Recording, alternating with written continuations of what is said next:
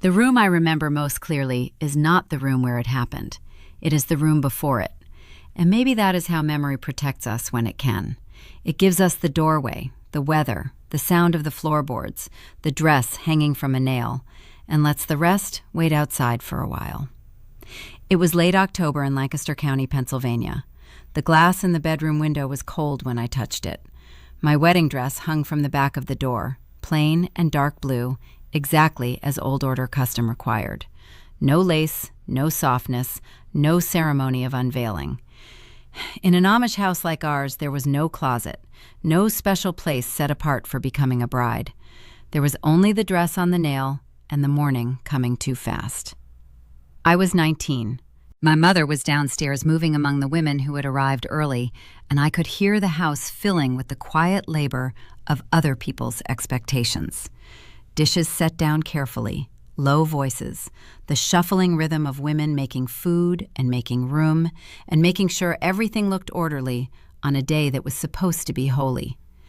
It is strange what a house sounds like when everyone inside it knows something important is happening, and no one intends to name the thing out loud. I stood in front of the small square mirror in that room, the only mirror in the house kept there for practical use, and I was doing what my husband-to-be had already done twice before the wedding. I was inspecting myself. My name is Martha. I was raised Old Order Amish in Lancaster County, and I left when I was 26. There are things I say now that I was never allowed to say then. There are truths that existed all around me my whole life. Truths that were never written down, but were enforced just the same. And this is one of them. When I say that he inspected me, I mean that word carefully. I do not use it for drama. I do not use it because I cannot find a better one. I use it because it is the exact one. In the community where I was raised, marriage was never understood as the private joining of two people who had chosen each other in freedom. It was a binding between families, blessed by the church, structured by the Ordnung, that unwritten but absolute system of rules and expectations that arranged nearly every part of life.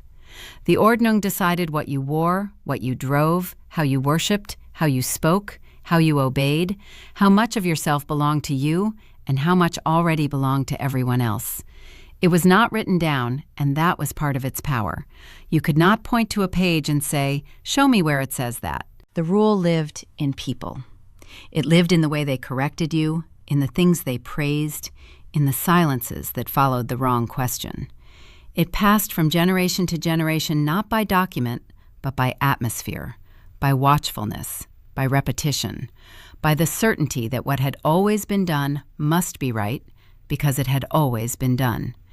And among the things everyone knew, though very few would ever name them plainly, was this. In certain conservative old order districts, a man moving toward marriage could be permitted one, or sometimes two, opportunities to inspect the woman he intended to marry. It was explained as practicality. It was defended without anyone having to openly defend it. It had no formal title, no official announcement, no place in public teaching as far as I ever saw, and yet it existed the way many things existed in our world, solidly, undeniably, under the surface of speech. My mother told me it would happen when I was 18. Joseph and I had been courting for 4 months. He was 22, steady, respected, hard-working, the son of a family with good standing. He ran a small carpentry shop on his father's land, and fathers in our district spoke of him the way they spoke of a strong horse or a dependable roof beam, with approval, with confidence, with the relief of knowing a thing could bear weight. He had asked my father's permission to continue toward marriage. My father had agreed. Then my mother told me what came next. She did not tell me gently. She did not tell me cruelly either. She told me the way she told me everything difficult, briefly, practically, as if the absence of tenderness made the information easier to carry. This is how things are done, Martha. It is not for us to question what has always been done. I asked if Joseph would be in the room. Yes, she said. I asked if I would be alone with him. No, she said. She would be there. And so would an older woman from the district, a woman who served in that shadow space Amish communities often create for women whose authority is real, but never officially named. She was a kind of midwife, a kind of advisor, a woman people trusted in matters of the body, while pretending such matters stayed outside the language of power. I asked what Joseph would be looking for. My mother hesitated, and at the time I did not have words for the look that crossed her face. I have them now. It was the look of someone carrying an inheritance she never chose, someone who had swallowed something bitter years ago and learned to call the taste normal. "He will look to see that you are well," she said. That was all. The sentence was meant to settle me. It did not settle me. But it also did not shock me the way it would shock many people hearing it now, because I had been trained from childhood to accept that whatever frightened me could still be righteous if enough older people treated it as ordinary. That is what a closed world does. It does not always force you through violence. Sometimes it teaches you so thoroughly what normal looks like that even your unease feels like disobedience. The first inspection happened on a Thursday evening, a few weeks before the wedding date was fixed. My father and brothers had been sent outside to tend the animals. The sitting room was tidy in the hard, careful way rooms become tidy when they are being used for something people do not want to call by its true name. The older woman, I will call her Rebecca, though that is not her real name, sat by the window with her hands folded in her lap, as if she had come to discuss preserves or weather or a church meal. My mother stood nearby. Then Joseph came in. What I remember first is not what he said. It is how he looked at me. Not with affection, not with shyness, not even with desire. He looked at me the way a man looks at acreage before making an offer. His eyes moved in measurements. There was no embarrassment in him because there had never been any reason for embarrassment. In the moral frame handed to him by the same world that had trained me, this was not indecent. This was responsibility. This was prudence. This was a serious man doing what serious men did before they attached their family name and future to a woman's body. Rebecca told me to stand straight. She told me to turn. She instructed me to hold out my hands, palms up, so Joseph could see them. I did. Even now, after years and years and all the language I have gained since leaving, I can still feel the strange vacancy inside that moment. I was there, but only partly. My body was present in the room, and my mind was obedient enough to keep it still. But something quieter and more private in me had already stepped backward and begun watching from a distance. Joseph asked questions about my health. Had I been sick in recent years? Was there weakness in my lungs? Was there anything in the family that should be known? My mother answered most of the questions for me, which may have been the clearest description of the whole arrangement. The body being discussed was mine. The future being negotiated was mine. The person whose voice mattered least was also me. At the time, I did not have the clean anger I have now. I was not even exactly afraid. I had been warned. I had been prepared. I had been told that this was normal. And when you are told that from childhood, the immediate wound does not always arrive as outrage. Sometimes it arrives as confusion without language, as numb compliance, as a floating sense that something essential has gone missing from the room and you do not yet know it is your own personhood. That night, what I felt most strongly was not terror, it was reduction. I felt myself becoming simpler in other people's eyes. I was no longer a young woman with humor and hesitation and memories and preferences and an inner life that nobody else could fully know. I was strength of frame. I was good teeth. I was clear eyes. I was the possibility of fertility. I was labor waiting to be assigned a household. Rebecca guided the process with efficient calm, speaking in the tone of someone accustomed to making judgments and having those judgments accepted. She commented on what she observed in the practical language of utility: capable, healthy, sound. It was not the exact wording I remember now, but it was close enough that the feeling of it has never left me. Joseph nodded at various points. My father eventually came back inside. Hands were shaken. Small courtesies were exchanged. Joseph thanked my father. He did not thank me, which at the time seemed so normal I barely registered it, and now feels like one of the most honest details of the evening. You do not thank a table for holding the dishes. You do not thank a field for being fertile. You do not thank what has been presented as an object of evaluation. After he left, the women spoke quietly in the kitchen in Pennsylvania Dutch, their voices low and brisk, the sound of a decision being absorbed into domestic routine. I stood alone in the sitting room for a moment and looked down at my hands, the same hands I had held out for inspection, and I remember the odd humiliation of not knowing what to do with them. So I went upstairs and made a bed that was already made, just to give my hands a task that belonged to me. The second inspection came a week later. My mother told me the night before in the same plain voice, as if one more visit from this custom was no more notable than a change in weather. Joseph had additional questions, she said. Rebecca would be there again. It would be shorter. It was shorter. It was also more intimate in its purpose, more specific in what it presumed the right to determine. I am not going to describe every detail of it. The point is not the details anyway. The point is the structure. The point is the arrangement. The point is what the arrangement revealed about who counted as fully human in that room and who did not. When it was over, Rebecca said to my mother in a tone I was not meant to hear, though I was standing close enough that of course I heard it. She will do well. Those 4 words stayed with me far longer than many louder things people have said in my life. She will do well. Not, she is all right. Not, she seems frightened. Not, are you comfortable? Not, do you wish to continue? She will do well, as if I were a milk cow with a promising yield, as if womanhood could be reduced to function and blessed for its efficiency.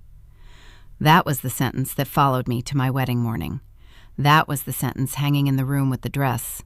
That was the sentence standing beside me in church when the bishop preached on yielding and submission and the holy order of a wife beneath a husband. I remember standing there in dark blue, listening to 4 hours of preaching while the room smelled of wool and starch and packed bodies, and thinking with a clarity that startled me even then, I was submitted before the vows ever began. The submission did not start here. It had already entered me by training, by silence, by rehearsal. I married Joseph. The wedding was on a Tuesday in November. There were around 300 people. The tables were full. The prayers were long. Everyone said it was a good day. I will not lie and tell you there was no love in our marriage. That would be simpler. And simplicity is sometimes just another way of refusing the truth. Joseph was not a monster. He was not a man who woke each morning scheming new ways to be cruel. He believed, as many men in that world believed, that he was doing what a serious and respectable husband ought to do. He had inherited a framework that told him inspection was caution, that caution was care, that care was virtue. He had been taught that responsibility looked like assessment.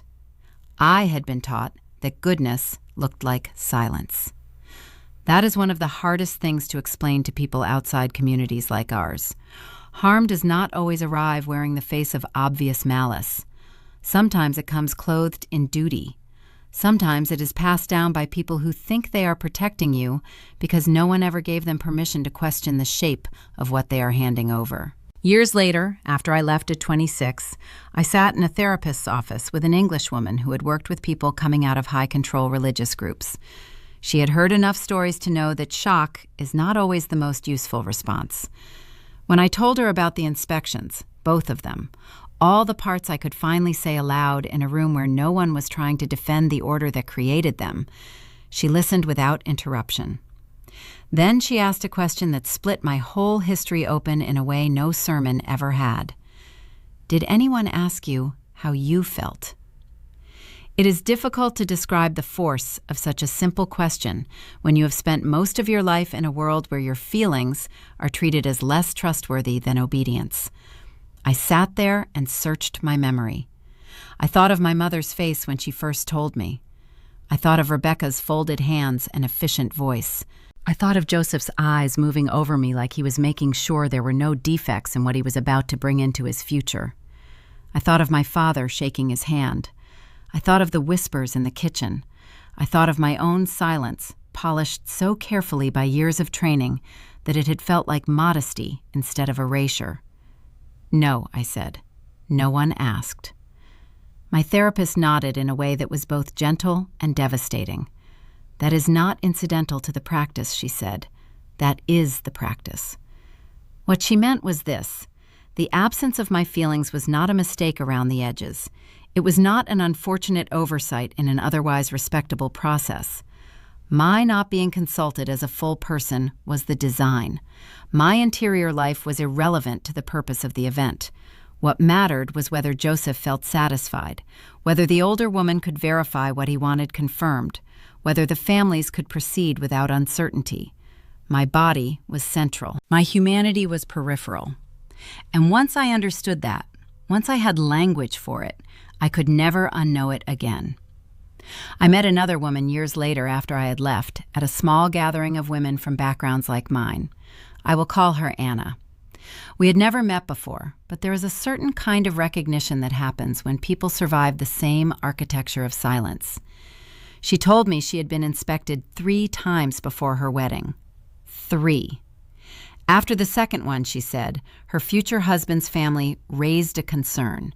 That was the phrase they used, a concern. She was never told what the concern was. She was simply told to appear again.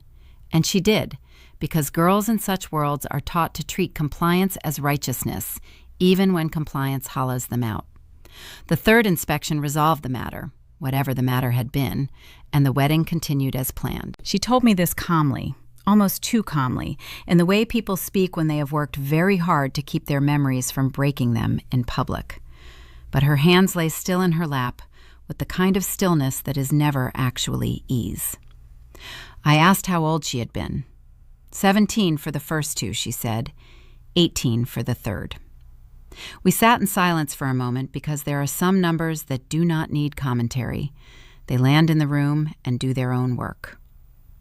I want to be fair here. The Amish world is not one thing, and anyone who tells you otherwise either does not know enough or does not care enough to be accurate.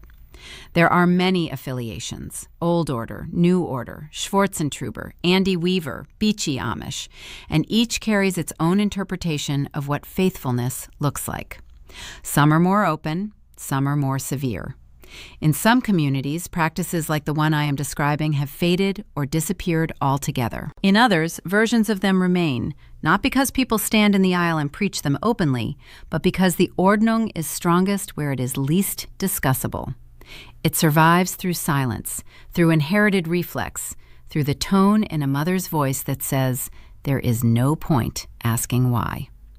It survives because the cost of naming a thing can be higher than the cost of enduring it, at least for a while.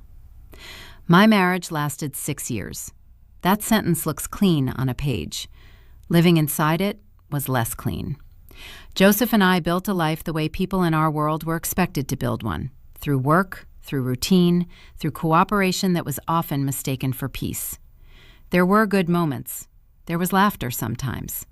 There were also whole rooms of thought I could not enter while remaining the kind of wife my community praised. The older I got, the more those 2 inspections gathered meaning inside me. They became something like a key to the rest of the marriage, not because they explained everything, but because they revealed the pattern before I had words for the pattern. They showed me, long before I admitted it, that in the order I had been raised in, I was permitted dignity only as long as it did not interfere with structure. I could be cherished, perhaps. I could be valued. I could be depended on. But being depended on is not the same thing as being fully seen. Being useful is not the same thing as being free. When I finally left, the shunning came quickly, as it so often does when a closed system needs to punish one person in order to warn all the others. Letters came back unopened. Calls were not answered. There was the special cruelty of silence from people whose voices once organized the weather of your whole life. My mother stayed on the phone once long enough to say, "I will pray for you, Martha," and then she hung up. For years, I replayed the click at the end of that call in my mind. I tried to soften it. I tried to imagine sorrow in it, conflict in it, love buried beneath obedience. Maybe those things were there. Maybe they were not. The sound itself never changed. It was final. It sounded like a door closing in a hallway I had spent my whole childhood trying to keep swept and quiet. Leaving did not immediately make me brave. It made me untethered. It made me lonely in a way people romanticize far too easily when they speak about freedom. Freedom is beautiful, yes, but when you have been raised inside a total world, freedom can also feel like standing in winter without a coat, grateful and shaking at the same time. Therapy gave me words I had never been allowed to use with seriousness before. Bodily autonomy, consent, coercion that hides inside ritual, the difference between yielding and being taken from, the difference between reverence and control, the difference between being loved and being managed. I learned that naming what happened to you is not betrayal. It is not rebellion for the sake of rebellion. It is not bitterness dressed up as truth.